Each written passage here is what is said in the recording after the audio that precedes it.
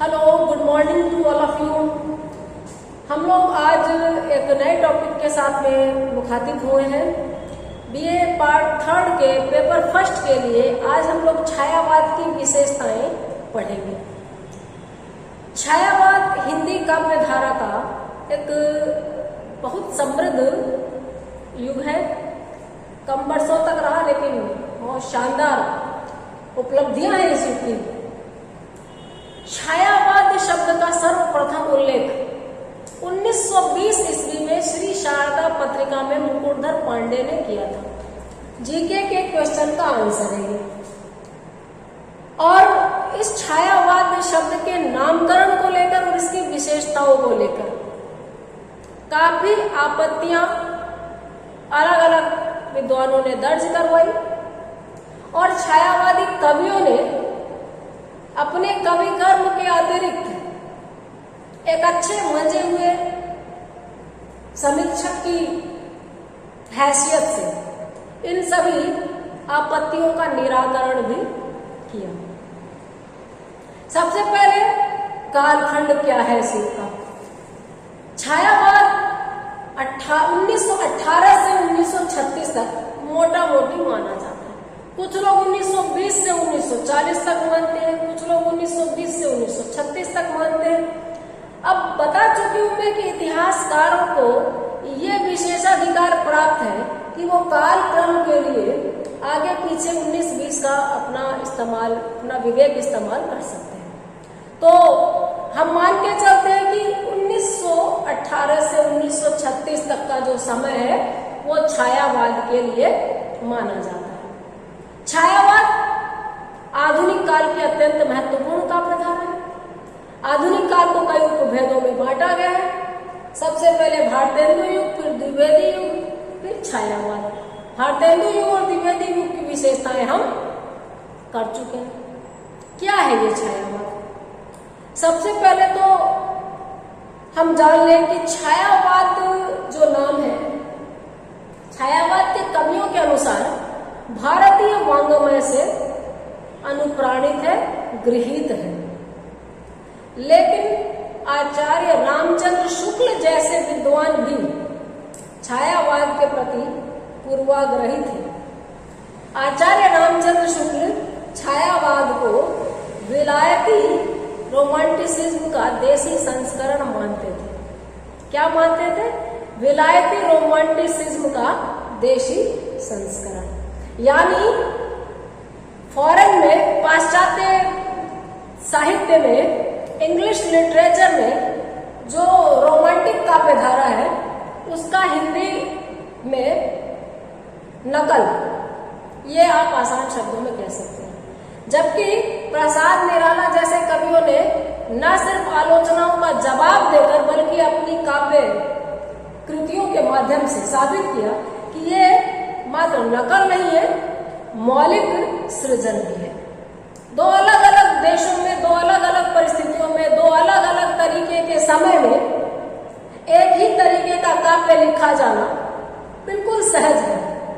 जरूरी नहीं है कि आप मुझसे मिले हो, लेकिन आपका पहनावा, आपका बोलचाल का तरीका ही में आप रिजेंबल कर सकते हैं मुझसे। इसका मतलब ये नहीं है कि दूसरे ने पहले ने दूसरे को कॉपी करने की कोशिश की। आचार्य रामचंद्र शुक्ल के अलावा बहुत से लोगों ने खिल्ली उड़ाने के अंदाज में कहा कि जो समझ में नहीं आए वो काव्य छायावाद है। डॉक्टर नगेंद्र ने इसकी एक बड़ी सुंदर संक्षिप्त परिभाषा दी। स्थूल के लिए सूक्ष्म का विद्रोह ही छायावाद है। ये मैं आगे समझाऊंगी कि क्या है स्थूल और क्या है सूक्ष्म। डॉक्टर रामकुमार वर्मा के अनुसार जब आत्मा की छाया परमात्मा में और परमात्मा की छाया आत्मा में पड़ने लगे तो वही छायावाद है। ये एक अलग दृष्टिकोण से देखना हो गया। दरअसल ये दार्शनिक दृष्टिकोण से देखना है और कहीं ना कहीं महादेवी के सर्वात्मवाद में और निराला के अद्वैतवाद में या प्रसाद के प्रतिक्रिया दर्शन में आप इस चीज की झलक पा सकते हैं कि आत्मा की छाया परमात्मा में। आपके शब्द अलग हो सकते हैं, आपके भाव अलग नहीं होंगे। यहाँ आत्मा और परमात्मा से तात्पर्य है इस संपूर्ण सृष्टि को, इस धरातल को, उस वायुमंडल को आप अपने नजरिए से किस तरह देखते हैं और आपको वो नजरिया कितना प्रभावित करता है।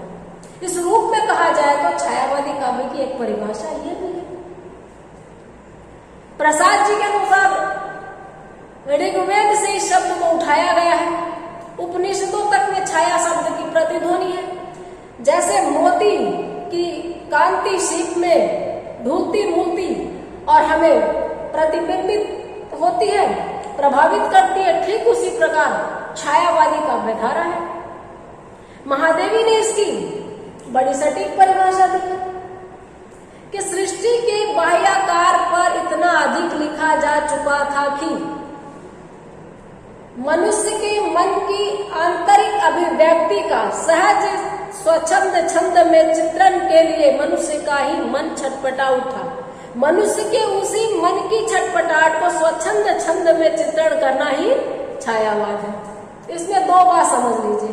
एक तो ये कि सृष्टि के बाह्याकार पर यानी पेड़ पौधे पर मोटे तौर पर वर्णनात्मकता से इतना लिखा जा चुका था, सृष्टि के बाह्याकार पर इतना लिखा जा चुका था कि हृदय की आंतरिक अनुभूतियों का प्रकाशन नहीं हो पा रहा था। तो हृदय की आंतरिक अनुभूतियों का प्रकाशन सहज स्वाभाविक रूप में करना ही छायावाद है। यानी कोई बनावट नहीं है छायावाद में। और किसका चित्रण हुआ है? आंतरिक अनुभूतियों का। यह छायावाद की बड़ी शानदार उपलब्धि रही कि इस युग के कवियों ने स्व को पहचाना, स्वयं को पहचाना, व्यक्ति निष्ठता की बात की, समाज से कटे नहीं, प्रतिबद्धता में कमी नहीं थी, लेकिन ये परिभाषा बहुत सटीक है इस युग के लिए। और तमाम तरह के जो आरोप लगे छायावाद पर, उसका छायावाद के अत्यंत महत्वपूर्ण कवि सुमित्रा नंदन पंत ने अपने काव्य संकलन पल्लव की भूमिका में जवाब दिया है। नेट वगैरह में सवाल आता है कि छायावाद पे लगे आरोपों का जवाब किस कवि ने दिया सर्वाधिक सटीकता से, प्रबल जोर से? तो पंत ने। कहा? अपने काव्य पल्लव की भूमिका ने। 50 पेज की भूमिका है। और इसके अलावा एक और काम किया इसमें उन्होंने, काव्य की भाषा के संबंध में बहुत विस्तृत चर्चा इन्होंने की है कि काव्य की भाषा कैसी हो, अलंकारों और छंदों का प्रयोग कैसा हो। इस बारे में भी सवाल आता है कि अपने किस काव्य संकलन की भूमिका में और पंत ने काव्य भाषा संबंधी अपने विचारों का प्रकाशन किया है। तो काव्य भाषा संबंधी अपने विचारों का प्रकाशन भी छायावाद के आरोपों का जवाब के साथ साथ पल्लव की भूमिका में पंत ने दिया है। इसके अलावा निराला ने परिमल की भूमिका में, निराला का महत्वपूर्ण काव्य संकलन है। गर्मी बहुत है इसलिए आप आपत्ति मत कीजिएगा कि मैं बार बार पसीना क्यों पोंछ रही हूँ। बहुत मुश्किल है आपके लिए कुछ करना, बहुत ज्यादा आवाज आती है पंखों की, तो पंखे हम अवॉइड करते चला। आप देखते नहीं है वीडियो, लेकिन हम देखिए कितने कष्ट से बना रहे हैं। इस बात को याद रखिए कि वीडियो बनाने से ज्यादा आसान है आपको सामने बैठ के पढ़ाना। पेरेंट्स देखा तो उसने पढ़ाया तो कोई नहीं, टॉपर के लिए पढ़े ही कोई नहीं, तो क्या की फीस दो। लेकिन आप ये देखिए कि 50 मिनट की क्लास में बच्चे भी इंटरेक्ट करते हैं, हम भी सवाल जवाब करते हैं, समय कब चला जाता पता भी नहीं चलता, कोई थकान नहीं होती। लेकिन यहाँ आपको सामने बच्चों को इमेजिन करते हुए अकेले एकालाप करना है, खुद ही बोलना है, खुद ही सुनना है, फिर इसको एक्सपोर्ट करना है, इसको एडिट करना है, फिर यूट्यूब पे अपलोड करना है। उतना डाटा भी लगता है, मेहनत भी लगती है, और आउटपुट अगर कम मिलता है, बच्चे कम देखते हैं, तो निराशा अलग से होती है। तो पसीने वाली बात को आप अवॉइड कीजिए। बात यह है कि छायावाद के संबंध में निराला ने परिमल की भूमिका में बहुत सुंदर रूप में बताया है। एक और सवाल का जवाब है कि छंद के संबंध में अपने विचार निराला ने किस काव्य की भूमिका में दिए। छंद के मामले में निराला का बड़ा सुंदर कथन है कि जैसे मनुष्य का मन मुक्ति के लिए छटपटाता है, कविता का मन भी छंदों से मुक्त होने के लिए लालायित रहता है। कविता भावों में बहती है और भावों में कोई बंधन नहीं होता, और कविता को आप बांधने की कोशिश करते हैं, ये अन्याय है। मनुष्य को बांधना भी अपराध है, उसी तरह भावों में बंधी हुई कविता को बांधना भी अपराध है। निराला के इस छंद मुक्ति के ऊपर तंज कसते हुए आचार्य रामचंद्र शुक्ल ने इनके काव्यों में इस्तेमाल छंद को रबड़ छंद का, केंचुआ छंद का, बहुत सारे और लोगों ने मजाक बनाया। जबकि याद रखने वाली बात है कि निराला ने छंदों के साथ में अभिनव प्रयोग किए। अगर इन्होंने परंपरागत छंदों को खारिज किया तो नवीन छंदों का निर्माण भी किया। इनके छंद, इनको मुक्त छंद की कविता कहेंगे। आप निराला की तुलसीदास रचना पढ़िए। तुलसीदास निराला द्वारा रचित खंड काव्य है। तुलसीदास को तुलसीदास ने नहीं लिखा। तुलसीदास जो भक्ति काल के महत्वपूर्ण राम भक्ति शाखा के कवि थे, उनकी जीवनी परक खंड काव्य है तुलसीदास। लेकिन निराला को पढ़ने वाले लोग उस काव्य में इनके छंद प्रयोग से हतप्रभ रह जाएंगे। जिस तरीके का काव्य मैं बहुत पसंद नहीं करती, उस तरीके का काव्य है तुलसीदास। इसके बावजूद उनके छंदों की कसावट, उनके छंदों की नवीनता ने मुझे पूरी तरह प्रभाव क्षेत्र में ले लिया था। क्या लिखा है तुलसीदास ने। आप निराला के छंदों के ऊपर लगे हुए आरोपों को तभी खारिज कर पाएंगे ना, जब आप उनकी रचनाएं पढ़ेंगे। पढ़कर देखिए। कुकुर मुत्ता इनकी एक लंबी कविता है, उसके लिए जिस तरीके के आरोप लगे वो यही है, रबड़ छंद, केंचुआ छंद है। अबे सुनबे गुलाब पाई जो तूने खुशबू रंगो आप, खाद खून चूसा खाद का तूने अशिष्ट, डाल पर इठला रहा कैपिटलिस्ट। इस भाषा में अशिष्ट, कैपिटलिस्ट, अबे सुनबे गुलाब, इन शब्दों को देखकर उस समय के समीक्षक चौंक गए थे कि लिखना क्या चाहते हैं। लेकिन सच ये है कि शैली के रूप में कुकुरमुत्ता प्रयोगवाद की तरफ जाता है, शिल्प के रूप में, स्टाइल के रूप में प्रयोगवादी काव्य धारा को छूता है पूरी तरह, और विषय के रूप में, कंटेंट के रूप में प्रगतिवादी रचना है। तो आप याद रखिए कि छायावाद के 4 महत्वपूर्ण कवि हैं। जयशंकर प्रसाद, सूर्यकांत त्रिपाठी निराला, सुमित्रा नंदन पंत और महादेवी वर्मा। इनमें से कोई छोटा बड़ा नहीं है, लेकिन ये क्रम इसी रूप में रखना है। नेट के एग्जाम में, कंपटीशन एग्जाम में क्रम से पूछते हैं, तो जन्म के आधार पर, इनके दुनिया में आने के आधार पर ये क्रम है। आचार्य डॉक्टर बच्चन सिंह ने तो बिल्कुल नहीं माना है कि जो प्रसाद जी पहले कवि हैं, प्रतिनिधि कवि है छायावाद के। जब प्रसाद लिख रहे थे तब निराला और पंत भी लिख रहे थे, और उनसे कमतर नहीं लिख रहे थे, उनसे ज्यादा अच्छा लिखना हुआ माना उन्होंने। इस पर हम बाद में बात करेंगे, कोई कम नहीं है। तो छायावाद के 4 महत्वपूर्ण कवि हैं, जयशंकर प्रसाद, निराला जी, पंत और महादेवी वर्मा। अब हम बात करते हैं इस छायावाद की। हमने छोटी कुछ परिभाषाओं पे बात कर ली कि डॉक्टर नगेन्द्र के अनुसार सूक्ष्म के प्रति, स्थूल के प्रति सूक्ष्म का विद्रोही छायावाद है। क्या है इस परिभाषा में? सूक्ष्म का मतलब यहाँ पे समझिए चित्रात्मकता, और स्थूल का मतलब वर्णन।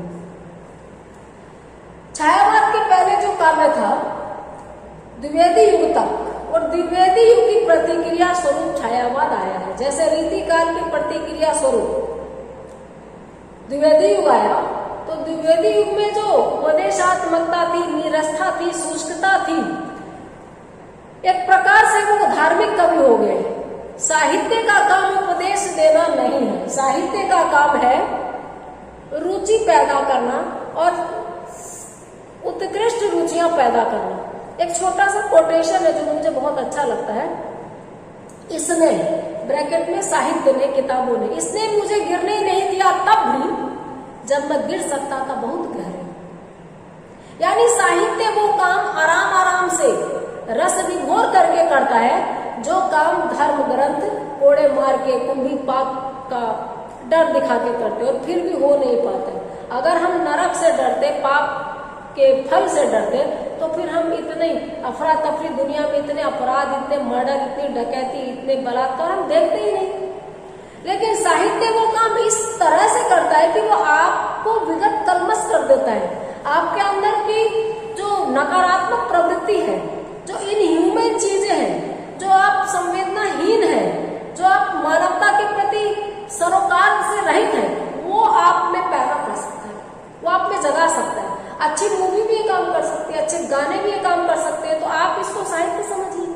मूवी भी आप देखते हैं तो उसमें लिखा आता है, screen play writer, story writer, सब कुछ लिखा आता है। गाने भी कविताओं का पद्यबद्ध रूप है, जिनको बस फिल्मों में म्यूजिकल इंस्ट्रूमेंट्स के साथ में संयुक्त कर दिया जाता है। तो साहित्य का काम उपदेश देना नहीं है, जैसा कि द्विवेदी युग के कवियों को बहुत अधिक यकीन था। इसके विरुद्ध छायावाद आया, जिसने साहित्य को जनता से सरसता के साथ में जोड़ा। फिर जो छायावाद है, इसको वर्णन से मैंने कहा था कि परहेज था। इसके पहले किसी भी चीज का मोटा मोटी तौर पे चित्रण होता था, वर्णन। आप एग्जाम्पल के तौर पे देखिए, गाय पर निबंध, किसी भी विषय पे निबंध जो छोटी क्लासेस में आता था, दिवाली पे, होली पे, रक्षाबंधन पे, ईद पे, गाय पर निबंध, गाय की बॉडी में नहीं, मतलब गाय के बारे में लिखना। तो कैसे मोटा मोटी तौर पे लिखते हैं, गाय एक पालतू जानवर है, गाय दूध देती है, गाय के दूध से मिठाइयाँ बनती है, गाय के गोबर से जलावन ईंधन का काम लिया जाता है, गाय के 2 सींग होते हैं, गाय की एक पूंछ होती है। हम रट लेते हैं, कर देते हैं वर्णन। ऐसा एक बड़ा सा पेड़ है, पेड़ से वो छाल लटक रही है, मतलब आप उससे जुड़ेंगे नहीं, आप बस उसके शाब्दिक चित्रण को देखेंगे। जब किसी किले का वर्णन हो, किसी खिड़की दरवाजे का वर्णन हो, किसी राजमहल के राज दरबार का वर्णन हो, ये सारा स्थूल होता है। ऐसे पकड़ लीजिए, चाहे समुद्रगुप्त के उसका दरबार का चित्रण हो, जो पद्मावती के पिताजी हैं पृथ्वीराज रासों में, या यहाँ पर आपके ये जो जायसी का पद्मावत है, इसमें सिंहद्वीप का वर्णन हो, हाँ, ये सारे वर्णन है, ये स्थूल है। मोटे मोटे तौर पे यहाँ एक गुंबद है, उस पे सोने की ये लगी है, वो लगा है। लेकिन छायावाद पहला ऐसा युग आया जो वर्णन की बात नहीं करता था, चित्रण की बात करता था। जो कागजों में ऐसे, जैसे पेंटर पेंटिंग बनाता है, अब्स्ट्रक्ट पेंटिंग, अमूर्त भावों का चित्रण, ठीक उसी प्रकार से छायावाद ने ये काम किया कि मोटी बातों को भी बारीकी से उभारना शुरू कर दिया। इसको विशेषताओं में देखेंगे तो ये डॉक्टर नगेंद्र ने परिभाषा में एक विशेषता हमारे सामने रखी। डॉक्टर रामकुमार वर्मा मैं बता ही चुकी हूँ, आत्मा की छाया परमात्मा में और परमात्मा की छाया आत्मा में पड़ने लगे, वही छायावाद है। यानी कहीं ना कहीं हम सृष्टि से तादाद में स्थापित कर लेते हैं, यानी प्रकृति को हम चेतना का आरोप लगा देते हैं, प्रकृति सोचने समझने वाली सहचरी हो जाती है हमारी। ये भी छायावाद की एक बहुत महत्वपूर्ण विशेषता है। जो माहौल बनाते थे उन्होंने यही कहा कि जो रबड़ छंद में लिखा गया काव्य है वो छायावाद है, जो समझ में ना आए वो छायावाद है। अच्छे भले नामचीन समीक्षकों का कोई बहुत अच्छा सम्मानजनक दृष्टिकोण नहीं था छायावाद के लिए। फिर जैसे तुलसी के चश्मे से और काव्य को देखा है शुक्ल जी ने कि जो तुलसी के जैसा लिख रहा है वो बेस्ट है, उससे हटके लिख रहा है वो कमतर है। ठीक उसी तरह नंद दुलारे वाजपेयी ने प्रसाद के चश्मे से देखा। प्रसाद छायावाद के महत्वपूर्ण कवि थे, तो प्रकारांतर से कह सकते हैं कि नंद दुलारे वाजपेयी ने छायावाद के साथ न्याय किया, उसके लिए बहुत अच्छे तरीके से उन्होंने लिखा। अब महादेवी वाली परिभाषा, वो उन्होंने वही बात कह दी कि बाहर तो बहुत लिखा जा चुका था, अब तो आंतरिक अनुभूतियों का सहज छंद में प्रकाशन। इतनी बातें आप समझ चुके हैं। अब हम बात करेंगे कि इसका सबसे पहले नामोल्लेख मैं बता चुकी हूँ 1920 में श्री शारदा पत्रिका में मणि मुकुंदन पांडे। 4 इसके महत्वपूर्ण कवि हैं। चारों कवियों की अलग अलग भी कुछ खासियत है। एक बड़े एक निबंधात्मक प्रश्न का उत्तर 4 कवियों के प्रश्नों का उत्तर देता है। पहला है प्रसाद जी के काव्य की विशेषता बताइए, द्विवेदी निराला जी के काव्य की विशेषता बताइए, बच्चे पंत जी के काव्य में क्या खूबसूरती है, महादेव वर्मा के काव्य में क्या खासियत है, और पांचवा लेकिन हिसाब से सबसे पहला कि छायावादी काव्य की प्रमुख विशेषताओं पर प्रकाश डालें। अब जाहिर बात है कि छायावादी काव्य की विशेषताएं वही तो होंगी जो छायावाद के प्रवर्तकों ने इसमें डाली है, यानी जो लोग छायावाद के प्रतिष्ठापक कवि हैं उन लोगों के काव्य में जो विशेषता है वही छायावाद की विशेषता है। लेकिन एक बारीक बात यहाँ ये याद रखनी है कि कोई भी दो लोग एक बराबर नहीं होते। तो फिर चारों कवि जो कवि हैं, साहित्यकार हैं, दुनिया से अलग हट के सोचते हैं, वो एक जैसे कैसे हो सकते हैं? यानी कुछ विशेषताएं इन लोगों में बिल्कुल एक जैसी है जो छायावाद की कॉमन विशेषताएं, और कुछ एक विशेषताएं चारों ही कवियों में अलग अलग थी। अब अगर हम इसको यूं समझे कि अगर जयशंकर प्रसाद के काव्य की विशेषताएं आए, चारों कवियों की विशेषताएं आए, 5 प्रश्नों का उत्तर एक ही रहेगा, छायावाद की सभी विशेषताएं और इन चारों कवियों की विशेषताएं बराबर बात है। लेकिन जो मैंने कहा वो ये है कि अगर जयशंकर प्रसाद के काव्य की विशेषताएं आ जाए तो ये कॉमन विशेषताएं तो हम लिखेंगे ही, 2-3 जो अलग से सिर्फ जयशंकर प्रसाद में नोटिस की जाती है वो विशेषताएं भी हम लिखेंगे, जैसे आनंदवाद के कवि, समन्वय के कवि, शैव दर्शन के प्रतिष्ठापक, ये विशेषताएं बाकी 3 छायावादी कवियों में नहीं लिखेंगे, प्रसाद जी में लिखेंगे। निराला पे लिखेंगे तो आधुनिक कवि, ओज के कवि, क्रांति के कवि, मस्त मौला कवि, अस्त व्यस्त कवि, ये सारी चीजें आएंगी जो औरों में नहीं आएंगी। इसके अलावा पंत जी प्रकृति के सुकुमार कवि, गांधी दर्शन से प्रभावित, अरविंद दर्शन से प्रभावित, प्रकृति का सर्वाधिक महिमा मंडन करने वाले, ये विशेषताएं पंत में आएंगी। महादेवी में सबसे ज्यादा छायावादी विशेषताएं आएंगी, बाकी तीनों अलग अलग समय पे अलग अलग दिशाओं में चले गए। महादेवी एकांत सेविका रही छायावादी काव्य की। अगर आप गौर से नहीं देखेंगे तो आपको टाइप लगेगा, शुरू से लास्ट तक की रचना एक जैसी लगेगी। लेकिन अगर आप साथ में इनका गद्य पढ़ेंगे जो बाकी के तीनों कवियों से रिच है, समृद्ध है, तब आप मल्टी डायमेंशनल पर्सनैलिटी वाली महादेवी को समझ पाएंगे। और महादेवी की खासियत क्या? आधुनिक मीरा, रहस्यवाद, जिज्ञासा, प्रश्नाकुलता, ये कुछ अलग से विशेषताएं महादेवी की रहेंगी। तो अब हम बात करेंगे उन सामान्य विशेषताओं पे जो छायावाद के अलावा किसी युग में नहीं थी और इन चारों कवियों में कॉमन थी। सबसे पहली विशेषता है सौंदर्य के नवीन आयाम अथवा सौंदर्य के विविध आयाम, यानी सौंदर्य को लेकर इन कवियों की दृष्टि बहुआयामी थी। इसके ABC या ग 3 पॉइंट बनेंगे। सौंदर्य के विविध आयाम में सबसे पहला स्त्री सौंदर्य। इस युग के कवियों ने स्त्री को उस रूप में नहीं देखा जिस रूप में इनके पहले के कवि देखा करते थे। इनके लिए स्त्री देह मात्र नहीं थी, इनके लिए स्त्री भावमयी भी थी, करुणामयी भी थी, सखी, सहचरी, प्राण प्रिय।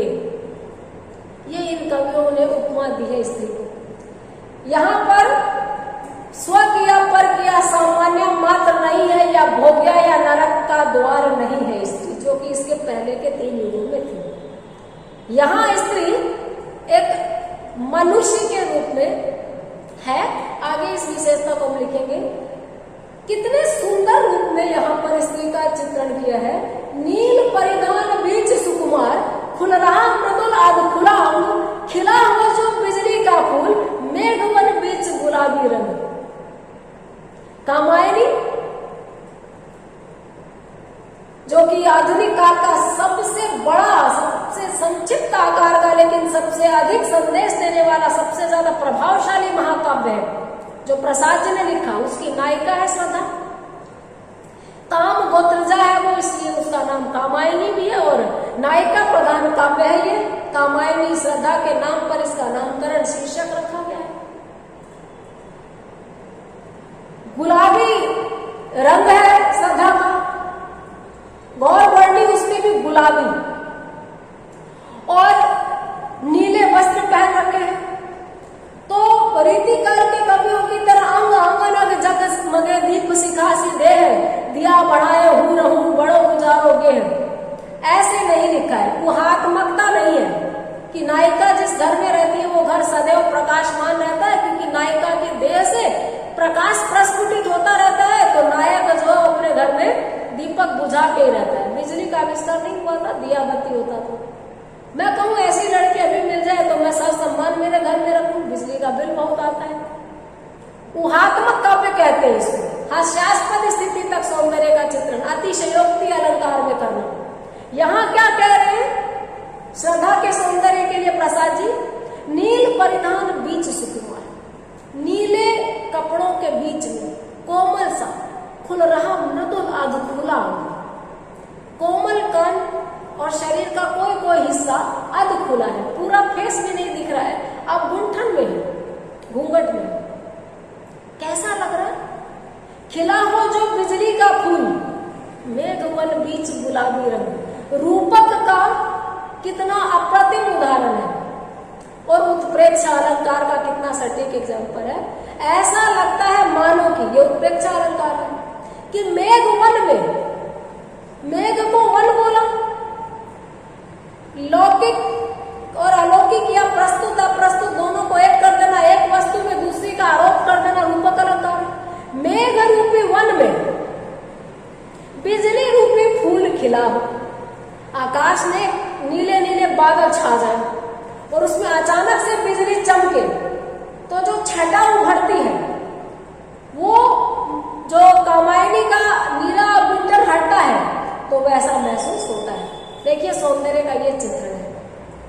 नील प्रधान बीच सुकुमार खिल रहा मृदुल अधखुला अंग, खिला हो जो बिजली का फूल, मेघवन बीच गुलाबी रंग। दूसरा पुरुष सौंदर्य। इसके पहले के काव्य में पुरुषों के सौंदर्य की चर्चा नगण्य ही थी। स्त्रियों के सौंदर्य को मानसिक सौंदर्य की दृष्टि से अधिक देखा गया।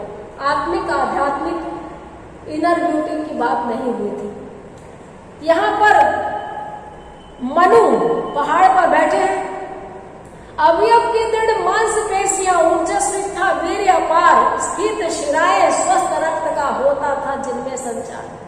हिमालय पर मनु बैठे हैं, अवयव की दृढ़ मांसपेशियां, उनके शरीर के अंग प्रत्यंग में मांसपेशियां उभर के आई। आजकल बड़ा मछलियां बनाने का और सिक्स पैक एब्स का जमाना है, तो मनु के लिए कहा गया है कि अवयव की दृढ़ मांसपेशियां, ऊर्जस्वी था, वीर अपार। उनमें जो पौरुष था वो पूरी तरह बह रहा था, प्रवाहित हो रहा था। स्थित शिराए स्वस्थ रक्त का, नसें उभरी हुई थी और उनमें स्वस्थ रक्त का संचार होता था। देखने मात्र से मनु एक स्वस्थ बलवान खूबसूरत युवक दिखाई दे रहे हैं। इस तरीके का चित्रण पुरुषों के लिए पहले नहीं हुआ था। तीसरा है प्रकृति सौंदर्य। इस युग के पहले आदिकाल में प्रकृति का आलंबनगत चित्रण हुआ था। प्रकृति का चित्रण दो तरह से हो सकता है, आलंबनगत और उद्दीपनगत। आलंबन में प्रकृति स्वयं नायिका है, उसी के बारे में लिखा जा रहा है। उद्दीपन में नायक नायिका या मनुष्य के मन के भावों के अनुसार प्रकृति में प्राकृतिक उपदानों में उतार चढ़ाव होता है। बहुत पुरानी एक मूवी है, उसमें मोहम्मद रफी का गाना है, दिल कहे रुक जा रे रुक जा यहीं पे कहीं, जो बात इस जगह है वो कहीं पे नहीं। ये प्रकृति का आलंबनगत चित्रण है। वहां नायक नायिका पे फोकस नहीं करके उस प्रकृति में कितना सौंदर्य था, कितनी सुषमा वहां पर थी, प्राकृतिक रूप से कितनी सुरम्य और समृद्ध वो जगह थी। इसी तरह और भी कई गाने हैं। आदिकाल में ऐसा आलंबन का चित्रण युद्धों के लिए जब वो राजा जाते थे या स्वयंवर के लिए जाते थे तो पैदल घोड़े हाथी इनके होते थे, तो रास्ते में पूरा प्राकृतिक परिदृश्यों को देखते जाते थे। और ये जो कवि है चाहे वो चंद्रवरदाई हो, ये साथ में अपने राजा के सिपह सलार भी होते थे, उनके साथ युद्ध में भी जाते थे। तो जो वो रास्ते में देखते थे उस तरीके का चित्रण उन्होंने अपने काव्य में किया है। लेकिन इसके अलावा इतना रिच, इतना भावपूर्ण चित्रण किसी काव्य में नहीं हुआ जैसा कि छायावाद में हुआ है। उद्दीपन में क्या होता है, प्रकृति हमारे सुख में सुखी और हमारे दुख में दुखी नजर आती है। वो जो गाना है उसमें चांदनी फिल्म में लगी आज सावन की फिर वो झड़ी है, वही आग सीने में फिर जल रही है। अब प्रकृति बारिश कर रही है। आपको पता है कि ठंडी ठंडी फुहार जब हमारे गर्म शरीर को लगती है तो तपिश मिलती है, लेकिन कभी विरह में है, कभी दुख में है, कभी का ब्रेकअप हुआ है या नायक का, तो वो किस तरह बोलेगा कि बारिश हो रही है वो उसको आग लगा रही है, चांद की चांदनी जला रही है। ये रीति काल में तो बहुत उहात्मकता के साथ आया है। मैं बरजी कै बार तो इतकित लेत खरोट, पंखुड़ी लगी है गुलाब की पर ये गात खरोट। ये तो नायिका के सौंदर्य का है। और जाड़े मुंह की राती, मैं क्या है वो एक दो बिहारी का ही है ना, साहस कके स्नेह बस सखी संगे ढिप जाती, कि बड़ा साहस करके बड़ी मुश्किल से नायिका की सहेलियां जाड़े में भी अपनी सहेली के पास जा पाती है, क्योंकि जाड़े में भी वो विरह के कारण तप रही होती है तो उसके पास जाने से झुलसने का डर रहता है। तो जाड़े को जाड़े की तरह नहीं लेना, ये उहात्मकता है, विचित्र है और प्रकृति सौंदर्य की दृष्टि से इसको सस्ता चित्रण कहा जाएगा और उद्दीपन में भी सस्ता उदाहरण माना जाएगा। लेकिन छायावाद के कवियों के यहाँ प्रकृति स्वयं नायिका है, मानवीकरण हुआ है जिसकी हम चर्चा और करेंगे। वहां पर प्रकृति अपनी धज में मौजूद है। बीती विभावरी जागरी, अंबर पनघट में डुबो रही तारा घट उषा नागरी, खग कुल कुल कुल सा बोल रहा, किसले का अंचल डोल रहा, ये लतिका भी भर लाई नव मधुर मुकुल रस गागरी, बीती विभावरी जागरी। प्रकृति स्वयं नायिका है। प्रकृति के सारे एक एक बारीक, एक एक सूक्ष्म घटनाक्रम को, उलट पलट को कवियों ने बड़े शानदार तरीके से दिखाया है। अब इसके बाद व्यक्ति निष्ठता, व्यक्ति निष्ठता या आत्मानुभूति इस युग के कवियों की महत्वपूर्ण विशेषता है, इस युग की कविताओं की, इस युग के कवियों की खासियत है। इन कवियों ने मैं के बारे में, अपने बारे में बहुत अधिक लिखा है। मैंने मैं शैली अपनाई, ये है खुद के बारे में। महादेवी की जो नीर भरी बदरी है तो इसका सबसे सटीक उदाहरण है, और वो दूसरे का भी उदाहरण बनेगी। तो विरहानुभूति, वेदनानुभूति, इस युग के कवियों ने मिलन के सुख की बात नहीं की है, विरह में ज्यादा अपने को रूपायित किया। प्लेटोनिक लव पे बहुत यकीन किया है। जिसे प्यार करते हैं उससे शारीरिक निकटता नहीं हो बेशक, लेकिन आत्मिक रूप से वो सबसे नजदीक हो। मिलन का मतलब नाम लो, मैं विरह में चिर हूं और ये मैं भी आ गया। विस्तृत नभ का कोई कोना मेरा न कभी अपना होना, परिचय इतना इतिहास यही उमड़ी कल थी मिटाज चली मैं नीर भरी दुख की बदी। वेदना की अनुभूति भी है। ये रोज के जो बादल है, परमानेंट जो आकाश में बादल रहते हैं, उनकी बात कवियत्री नहीं कर रही है। बारिश के लिए घूमड़ के जो बादल आते हैं हल्के हल्के और अचानक से थोड़ा सा बरसाया और गायब हो गए, इतना ही क्षणिक जीवन है। यही महादेवी की आस है कि स्पंदन में चिर निस्पंद आशा, क्रंदन में आहत विश्व हंसा। हम गिरते हैं तो दूसरों को हंसी आ जाती है, तो क्रंदन में आहत विश्व हंसा। बच्चा पैदा होता है रोते रोते और घर वाले मुबारक हो करते हैं। महादेवी ने यही अपने बारे में यही कहा है। अपने बारे में कहना मतलब आत्मानुभूति, और दुख के साथ बताया, दुख का चित्रण किया तो वेदना की अनुभूति के विस्तृत नभ का कोई कोना, इतने बड़े आकाश का कोई एक कोना मेरा न कभी अपना होना। और कोई इंट्रोडक्शन पूछ रहा है कि बताइए आपकी खासियत क्या, आपकी उपलब्धियां का क्या है। परिचय इतना इतिहास ही उमड़ी कल थी मिटा चली। कल दुनिया में हम आए थे, आज हम जा रहे हैं। इस कल और आज के बीच का एक स्पाम हो सकता 10, 20, 50 साल का। बदली की तरह एग्जाम्पल दिया है। तो वेदना की अनुभूति, आत्मानुभूति, व्यक्ति निष्ठता, विरह की अनुभूति इस छायावादी काव्यधारा की अन्यतम विशेषताएं हैं। प्रकृति का मानवीकरण, इस मानवीकरण और विशेषण विपर्यय ये दो पाश्चात्य साहित्य से लिए गए अलंकार भी हैं। और प्रकृति का मानवीकरण एक अलग से विशेषता है, जिसका मतलब है प्रकृति को मनुष्यों की तरह व्यवहार करते दिखाना। प्रकृति की कोई भी चीज, आकाश हो, धरती हो, पेड़ पौधे हो, अगर फूल हंस पड़े कह दिया तो प्रकृति का मानवीकरण है। बहुत सुंदर एक एग्जाम्पल है, सिंधु सेज पर धरा बधुआ तनिक संकुचित बैठी सी, प्रलय निशा की हलचल स्मृति में मान किए सी ऐठी सी। कामायनी से एग्जाम्पल जयशंकर प्रसाद ने लिया है। सिंधु सेज पर धरा बधुआ, यानी सिंधु रूपी सेज पर, रूपक भी है यहाँ पर। दो चीज, एक चीज बना दो, दो अलग अलग चीजों को जब हाइफन लगा के, योजक चिन्ह लगा के आप एक कर देते हैं तो रूपक अलंकार है। कर कमलों से उद्घाटन करना, यानी कर का मतलब हाथ, कमल का मतलब फूल, लेकिन आपने कर कमल एक जगह कर दिया तो इसका आप समझिए कि रूपी छिपा हुआ है। हाथ रूपी कमल से, अपने चरण कमलों से यहाँ पधारिए, यानी अपने चरण चरण रूपी कमलों से, तो ये रूपक अलंकार भी है। तो प्रलय आई, प्रलय में जो समुद्र है उसने अपना आतताई रूप दिखाया, धरती गेंद की तरह उसके ठोकरों में रही, प्रलय का पानी उतरा, प्लावन कम हुआ, समुद्र शांत हुआ, अब धरती उसके साथ है। तो जैसे घर में कलह हो जाए, पति गुस्से में अपनी पत्नी को डांट दे, बाद में उसका गुस्सा शांत हो जाए, वो उसको मना रहा है, तो जैसे वो सेज पे जाकर लेट के बैठ जाए, बात नहीं करे, उस तरह से सिंधु सेज पर धरा बधुआ, सागर रूपी सेज पर धरती रूपी दुल्हन तनिक संकुचित बैठी सी, बिल्कुल सिकुड़ कर समझ कर बैठ गई है। प्रलय निशा की हलचल स्मृति में मान किए सी ऐठी सी।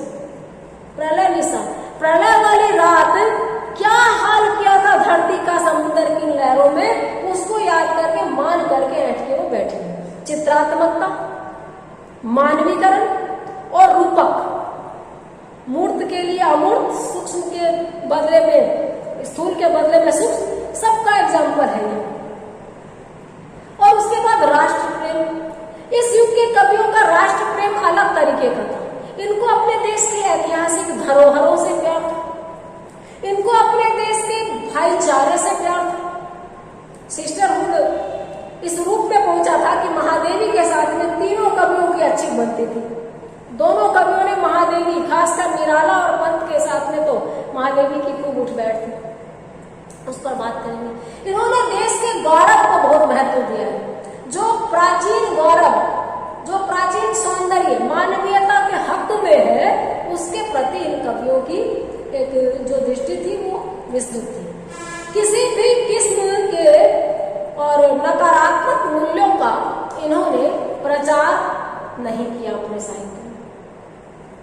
जो गौरव गान किया इन्होंने वो अपने देश के प्राकृतिक सौंदर्य के लिए, जैसे जयशंकर प्रसाद का ही एक बड़ा खूबसूरत नाटक है चंद्रगुप्त, उसमें देखिए, अरुणीय मधुमेह देश हमारा, जहां पहुंच अनजान क्षितिज को मिलता एक सहारा, सरस तामरस गर्भ विभापन, नाच रही तरुषिना मनोहर, छिटका जीवन हरियाली का मंगल कुमकुम सारा, अरुणीय मधुमेह देश हमारा। ये हमारे देश में सूरज ऐसे उगता है, कहीं पर पूरे साल बर्फ पड़ती है, कहीं पर पूरे साल गर्मी पड़ती है, लेकिन हमारे यहाँ जिसको मोटा तौर पे 3 देखते हैं, सर्दी गर्मी बरसात, लेकिन वैसे देखो षड ऋतु है, 6 मौसम है, हर 2 महीने बाद में मौसम का मिजाज बदलता है। हर तरह के फल हैं, हर तरह के फूल हैं, नदियां भी हैं, पहाड़ भी है, पठार भी है, समुंदर भी है, रेगिस्तान भी है। एक ही देश में कितनी खूबसूरती है, बड़ी खूबसूरत छोटी सी कविता है। और इसके बाद अपने देश के मनुष्यों में स्त्रियों को मनुष्य की जगह गिनना, स्त्री के प्रति सहचरी का भाव, कमतरी का बोध नहीं। योनि नहीं है रे नारी, वह भी है मानवी प्रतिष्ठित। पंत की पंक्ति है कि योनि मात्र नहीं है नारी, प्रतिष्ठित मानव है। एक इससे और आरोप लगता है पलायनवाद। ये आरोप है कि इस युग के जो कवि थे पलायनवादी थे, दुनिया से भागना चाहते थे। और इसके एग्जाम्पल के तौर पर वो एक कविता को उठा के लाते हैं, ले चल मुझे भुलावा देकर मेरे नाविक धीरे धीरे, जो लहर काव्य संकलन में प्रसाद जी ने लिखी है। लेकिन आप देखिए क्या प्रसाद का भागते हैं कहीं। निजी जीवन में भी पत्नी के मरने के बाद दूसरी शादी नहीं करना, अपने बच्चों का पालन पोषण करना, पुश्तैनी धंधे को संभालना। निराला को देखिए, महादेवी को देखिए या बच्चन को देखिए, सबके सब प्रतिबद्ध कवि थे, कविताओं में भी निजी जीवन में भी। दोहरी जिंदगी इन्होंने नहीं जी है, तो पलायनवाद का तो आरोप ही लगता है। रहस्यवाद, रहस्यवाद छायावादी काव्य की बहुत महत्वपूर्ण विशेषता है। रहस्यवाद का मतलब कि किसी अज्ञात अनंत अनिवर्चनीय शक्ति के प्रति प्रश्नाकुल होना। अपनी बहुत सारी कविताओं में इन्होंने इस तरीके से बात किया जैसे उनके लिए कोई और कहीं है जिसके बारे में वो सोच कर लिख रहे हैं। चाहे प्रेयसी के लिए लिखी गई तुम तो हिमालय श्रृंग और मैं चंचल गति सुर सहिता, तुम विमल हृदय उच्छ्वास में कांत कामिनी कविता।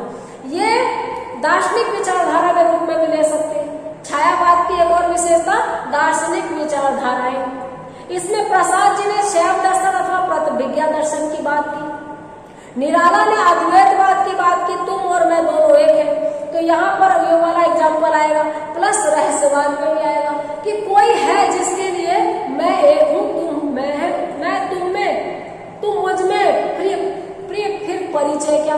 महादेवी की काव्य पंक्ति है ये। अमरता है जीवन का ह्रास, मृत्यु जीवन का चिर विकास। एक अलग ही लेवल की बात की गई है कि जब कोई काम आप शुरू करते हैं तो वो जब तक पूर्ण नहीं होता विकास हुआ नहीं है, आप काम में है। जब वो पूर्ण हो जाता है तब कंप्लीट हो गया। तो यहाँ पर महादेवी ने इसको कितना पलट के बता दिया है। ये भी एक प्रकार का रहस्यवाद है। दृष्टिकोण देखिए कि अमरता है जीवन का ह्रास, आप अमर हो गए मतलब आपको जी जाना है, जी जाना, आपके दुनिया में आने का काम कंप्लीट ही नहीं हुआ तो जीवन का ह्रास है। मृत्यु जीवन का चिर विकास, जिस दिन आप अंतिम सांस लेते हो आपका कंप्लीट हो गया सारा कारोबार, आपने अचीव कर लिया, पीक पे, हाइट पे आप पहुंच गए। तो रहस्यवाद में सब चीजें आती हैं कि एक अज्ञात अनंत के लिए आपकी भावनाएं हैं, मृत्यु को लेकर के आपका रोमांटिक दृष्टिकोण है। फिर हर काव्य में कलागत और भावगत दोनों तरह की विशेषताएं होती हैं। भावगत विशेषताएं पहले लिखते हैं, कलागत विशेषताएं बाद में लिखते हैं। भावगत विशेषताओं का मतलब होता है उसमें कंटेंट, विषय वस्तुगत जो दूसरे युगों से अलग थी, और कलागत में ढांचा, तो कैसे शब्दों का प्रयोग हुआ, किस तरीके के छंदों का प्रयोग हुआ, इनकी जो आकार कैसा था कविता का, ये सारा इसमें ऐसा जो शब्द शक्तियां हैं, अलंकार है, रस छंद, ये सारे कलागत में आएंगे। तो देखिए कलागत विशेषताएं भी इस युग की सबसे ज्यादा समृद्ध थी। अलंकारों का जितना सुंदर सटीक प्रयोग इस युग के कवियों ने किया है पूर्ववर्ती कवि कहीं नहीं उतरते। छंद, इस युग में पुराने छंद तो थे ही, नए छंदों का आविष्कार हुआ। भाषिक रूप में पंत ने सबसे ज्यादा एग्जाम्पल दिए। भौरा जो कि हमारे पुल्लिंग है उसको उन्होंने मधु कुमारी कहा है, मधु कुमारी। बहुत सुंदर सुंदर प्रयोग। और ध्वन्यार्थ व्यंजना कि आप जब बोल रहे हैं तो आपको दूर, जैसे मंदिर में घंटी बजाते हैं, एक बार आपने बजाया लेकिन टन, उसकी झंकार दूर तक जाती है, इसको ध्वन्यार्थ व्यंजना। समझने में वो चीज दूर तक असर करती है, बात निकली है तो दूर तक जाएगी। छायावादी कवियों के काव्य में ध्वन्यार्थ व्यंजना खूब थी। धूल की वो ढेरी में अनजान, धूल की ढेरी में अनजान छुपे हैं मेरे मधुमेह गान। तो इसमें लाक्षणिकता भी है। लाक्षणिकता इसकी महत्वपूर्ण विशेषता है कि शाब्दिक चित्रण ज्यादा नहीं किया है। शाब्दिक चित्रण नहीं, आपको मंतव्य समझना पड़ेगा। यानी एक बहुत ही, जैसे गुदड़ी का लाल है, बहुत ज्यादा जिसमें टैलेंट है और वो बस नामालूम सी जिंदगी जी रहा है, तो धूल की ढेरी में अनजान छिपे हैं मेरे मधुमेह गान। ये लाक्षणिकता होती है कि आपको शाब्दिकता के बजाय, इसी को हम यूं कहेंगे आगे कि स्थूल के बजाय सूक्ष्म चित्रण किया है, या वर्णन के बजाय चित्र प्रधान काव्य। पूर्ववर्ती काव्यों में पेड़ पौधा हो या स्त्री हो या मनुष्य हो, उनका क्या किया है, वर्णन किया है। यहाँ पे बड़ी चीज का भी छोटे रूप में चित्रण किया है। जैसे निराला की विधवा कविता है, वह इष्ट देव के मंदिर की पूजा से, वह दीप शिखा सी शांत भाव में लीन, वह टूटे तरु की छुटी लता सी दीन, दलित भारत की ही विधवा है। वहां तो आप नायिका के लिए भी वहां वो ऊट पटांग लिख रहे। यहाँ एक स्त्री जिसके पति की मृत्यु हो गई है, जिसको सामने से देखा जा सकता है, उसकी तुलना किससे कर रहे हैं, सूक्ष्म से तुलना कर रहे हैं। देखिए, वह इष्ट देव के मंदिर की पूजा से, एक स्त्री है जो दिखाई देती है, उसकी तुलना पूजा से की। पूजा जो कि एक प्रवृत्ति है, एक प्रकृति है, एक भाव है, एक क्रिया है, जिसको महसूस किया जा सकता है। आप बोल नहीं सकते पूजा किसको कहते हैं। आप भगवान पे जल चढ़ा रहे हैं तो वो जल चढ़ा रहे हैं, नैवेद्य अर्पित कर रहे हैं तो नैवेद्य अर्पित कर रहे हैं, लेकिन आप सामूहिक रूप में क्या कहते हैं, पूजा कर रहे हैं। पूजा करना क्या है, एक्सप्लेन करने में बहुत टाइम लगेगा। तो इष्ट देव के मंदिर की पूजा से, जिसको महसूस किया जा सकता है। दीप शिखा सी शांत भाव में लीन, छोटे बच्चे की तरह कूद फान नहीं कर रही है, फिर कोना पकड़ा दिया जाता है, कोने में चुपचाप बैठी है, जैसे दीपक की लो अप्रकंपित जब जल रही हो। और भारत पुरुष प्रधान देश, पितृसत्तात्मकता है, तो जैसे पेड़ से लता लिपटी है, पेड़ के ही द्वारा भरण पोषण मिल रहा है, पेड़ टूट जाए तो वो लता भी सूख जाएगी। यहाँ पे जो आत्मनिर्भर नहीं बनाया जाता लड़कियों को, जो वो बहुत पढ़ी लिखी और घर संभालने लायक ट्रेंड नहीं की जाती है, किसी पे डिपेंडेंट दिखाया जाता है, तो देखिए कि मेन पुरुष की पति की मृत्यु के बाद महिलाओं की हालत क्या होती है। तो कितना सटीक वर्णन, कितना सटीक चित्रण किया है यहाँ पे। तो ये भी एक इसकी कंटेंट संबंधी, विषय वस्तु संबंधी विशेषता है कि वर्णन के बजाय चित्रण पर महत्व पर जोर। और कलागत में लाक्षणिकता और पाश्चात्य अलंकारों का प्रयोग दो है, मानवीकरण और विशेषण विपर्य। काव्य में संगीतात्मकता, नाद सौंदर्य। इस युग के कविताओं में नाद सौंदर्य है, कविता के राग रागिनियों के आधार पर महादेवी की कविताओं को गाया जा सकता है। भाषा बहुत समृद्ध है, सुसंस्कृत है, तत्सम प्रधान है, सस्ती आम बोलचाल की भाषा यूज नहीं की गई है। छायावाद की कविताओं का रसास्वादन करने के लिए आपका भाषिक ज्ञान समृद्ध होना चाहिए। ये छायावाद की त्रुटि नहीं है। हर प्रकार की कविता एक प्रकार के पाठकों की मांग करती है। जैसे कोई अमीर खुसरो की कविता को नहीं समझता तो अमीर खुसरो की गलती नहीं है। गुणीजन हर प्रकार के काव्य के लिए अलग तरह के होते हैं। तो छायावाद की कविताओं की भाषा बहुत उत्कृष्ट है, संस्कृतनिष्ठ है, तत्सम प्रधान है। मुहावरे और लोकोक्तियों का भी प्रयोग हुआ है। चारों ही कवियों ने बहुत प्रकार का काव्य लिखा।